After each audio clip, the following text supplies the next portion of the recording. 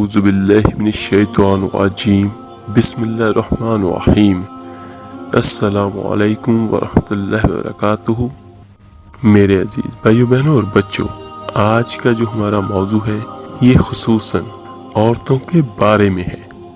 اسلام نے عورت کو اجازت دی ہے، اگر بیمار ہے تو وہ حکیم کے پاس جا سکتی ہے، اور عورت کو اجازت دی اسلام نے کہ اگر گھر میں سودا صرف نہ آتا ہو تو وہ بازار جا کر لے سکتی ہے، اور عورت کو اجازت ہے اگر گواہی دینے کی ضرورت پڑ جائے تو وہ پردہ کر کے وہ قاضی عدالت کے پاس گواہی دینے کے لیے جا سکتی ہے۔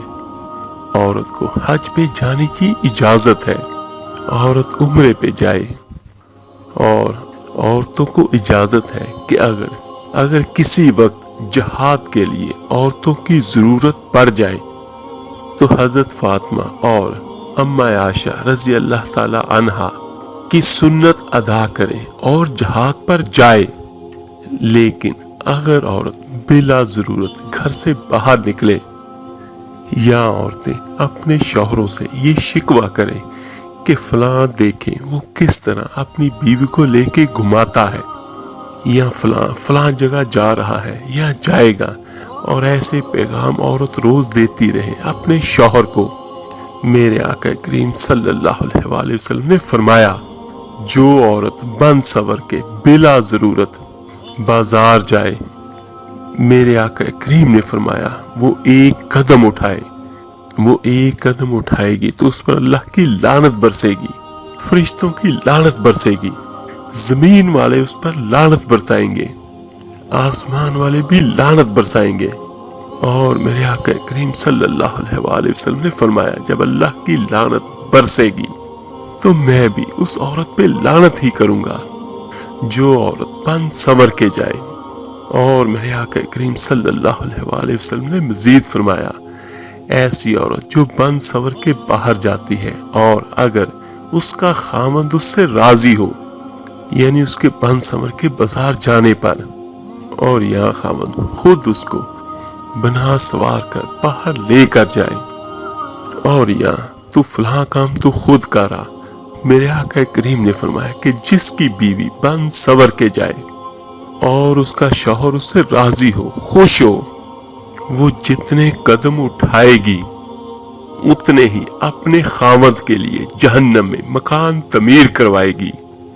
فرمایا میرے آقا کریم نے کہ اتنے مکان اس کے خاوند کے لیے دوزخ میں تیار کیے جائیں گے، اس کا شوہر جلایا جائے گا، تپایا جائے گا، وہ جہنم کی آگ کا ایندھن بنے گا۔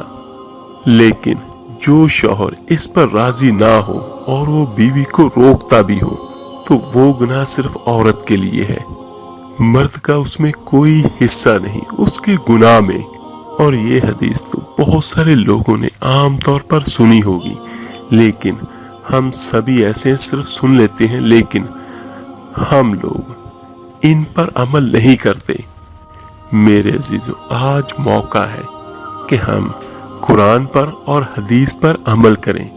زندگی صرف اللہ کی طرف سے ایک بار ملتی ہے، اس کے بعد کوئی زندگی نہیں ہے، اور جو آپ نے کر لیا وہ آپ کا درج ہو گیا آپ کے نامہ اعمال میں۔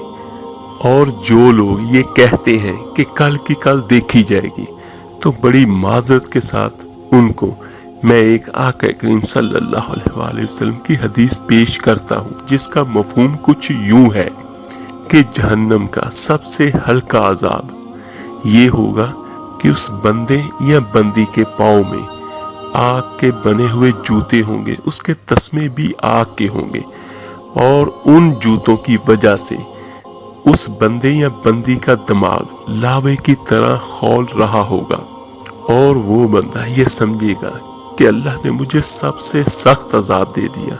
اور میرے آقا کریم نے فرمایا جس کا مفہوم کچھ یوں ہے کہ یہ جہنم کی سب سے ہلکی پنشمنٹ ہے، یعنی سب سے ہلکا عذاب ہے۔ بہت سارے کام ایسے ہیں جن سے اگر آج ہم بچ جاتے ہیں تو انشاءاللہ تعالی ہم جہنم کی عذاب سے بھی بچ جائیں گے۔ تو میرے آقا کریم صلی اللہ علیہ وآلہ وسلم نے فرمایا ایک عورت ہوگی اور وہ اپنے ساتھ 4 مردوں کو جہنم میں لے کے جائے گی۔ تو پوچھا صحابہ کرام نے یا رسول اللہ صلی اللہ علیہ وآلہ وسلم کس کو؟ تو فرمایا میرے آقا کریم نے کہ اگر باپ نے اس کو پردے کا نہیں کہا تو باپ بھی دوزخ میں جائے گا، اور اگر بھائی نے بھی پردے کا نہیں کہا تو بھائی بھی دوزخ میں سڑے گا، اور اگر شوہر نے بھی پردہ نہیں کروایا تو وہ بھی جہنم کا ایندھن بنے گا۔ اور ایک اس کا بیٹا جو اپنی ساری ضدیں اپنی ماں سے منواتا رہا، لیکن اس بیٹے نے یہ ضد کیوں نہیں کی کہ اپنی ماں کو پردے کے لیے مجبور کرتا۔ اور ایک ہمارے یہاں پر فیشن یہ بھی ہے، جب عورت 40 سال سے تجاوز کر جاتی ہے تو وہ یہ کہتی ہے کہ اب پردے کا کیا فائدہ، کہ میری تو خیر ہے، میں نے پردہ نہیں کرنا۔ اور بہت سارے رواج ایسے بن چکے ہیں کہ رشتہ دار بچیاں بچے آپس میں ہاتھ بھی ملاتے ہیں اور کہتے ہیں کہ یہ صرف بھائی ہے۔ میرے عزیزوں ایک بات یاد رکھیے گا کہ اگر وہ آپ کا بھائی ہوتا تو اس سے آپ کا کبھی بھی نکاح نہیں ہو سکتا۔ میرے عزیزوں بھائی صرف وہی ہے جو ایک ماں باپ کی اولاد میں سے ہے۔ میرے آقا کریم صلی اللہ علیہ وآلہ وسلم نے فرمایا سور سب سے نجس جانور ہے، کتا بالکل ناپاک نہیں ہوتا۔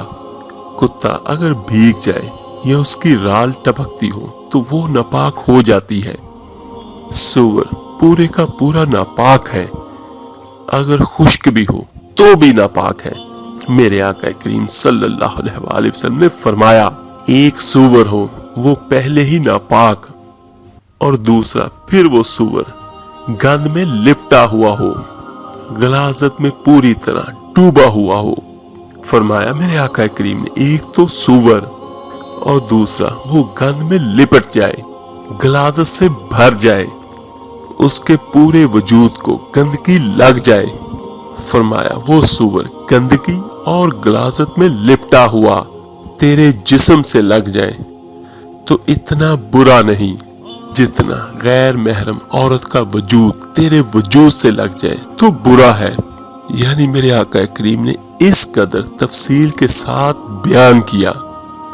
کزن آپس میں ہاتھ ملاتے ہیں اور کزنوں کے ساتھ لوگ بازار بھی جاتے ہیں۔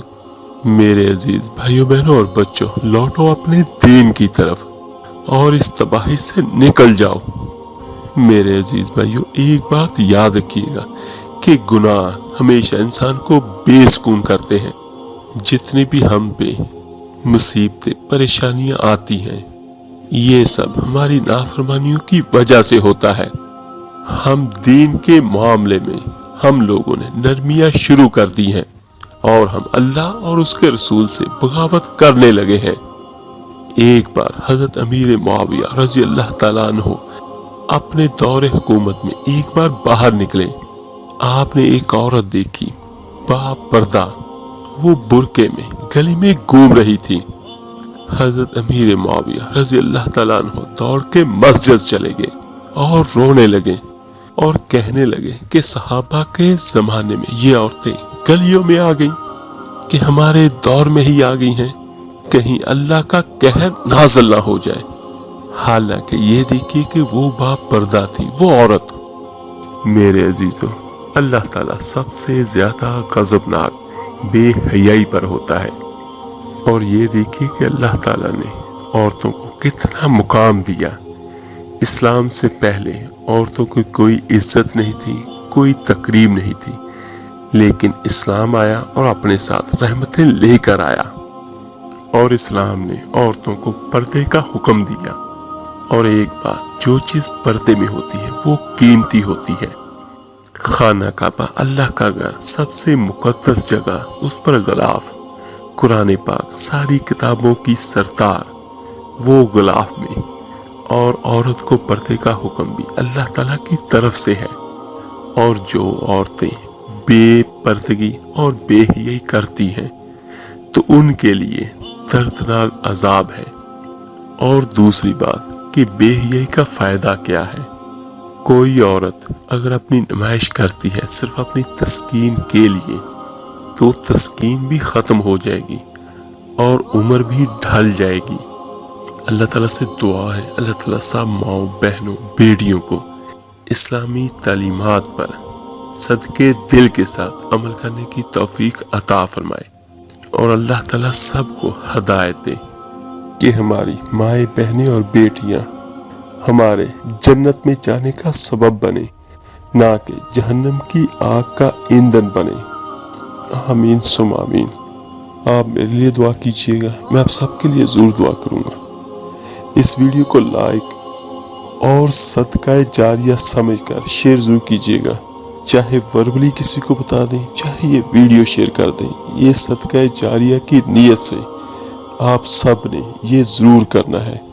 تو ملتے ہیں جلدی انشاءاللہ تعالی ایک نئے وظیفے عمل کے ساتھ۔ اپنا بہت بہت خیال کیے گا۔ اللہ حافظ۔